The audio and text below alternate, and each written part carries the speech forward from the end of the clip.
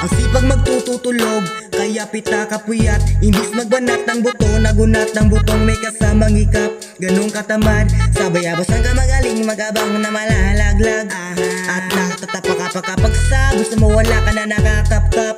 Clap clap clap, ang hilig mo sa tika muna. Kaya imbis sa lapi ang nakuha mo muta. Punto ko sana makuha na baka sa kakaiga mo dyan ka makuba. Anong misyon mo sa lupa? Pangpatigas ng batuta, paramihin ang popoblasyon. Ganyan ba talaga pag walang ambisyong mataas? Di naglulula, buti patupang napapastol.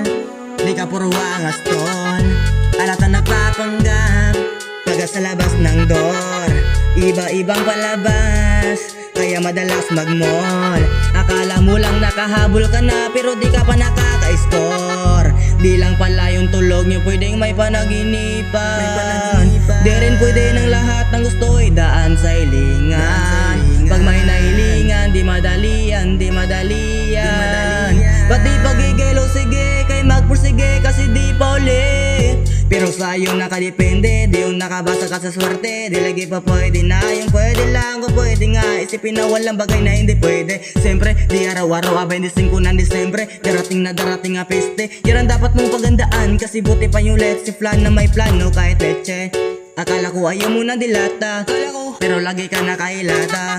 Akala ko ayaw mong tumunganga, pero inuuna bubunganga. Akala ko gusto mo ng biyaya, pero lagi ka nakatiyaya.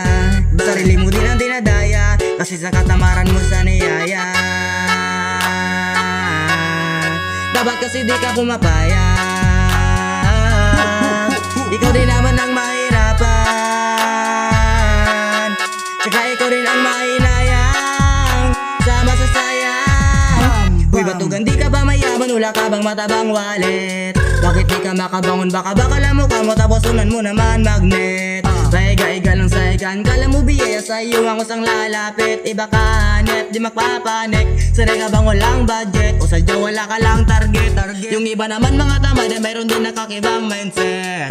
Kaso lang hindi natin alam kung utak ba talaga nila ang ginagamit o gumagamit. Pag wala-ula at pagkakakalain at sa patalim kumakapit. Pag walang arip, sige ang dali, sige ituloy mo pa pare hanggat hindi ka pa sumasabit. Sana malabanan mo sarili mo na sanay na puro kainge.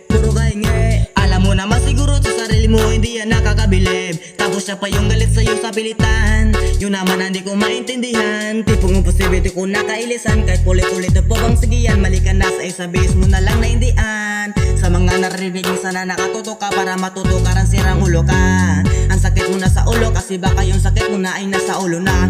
Pag di ka kumilos, pag hindi ka tutuka, kapag hindi ka ngunguya, mabubulunan ka naman. O di kaya bibig naman ay bubula, kasi hindi to laban na napatigasan na mukha kaya matuto.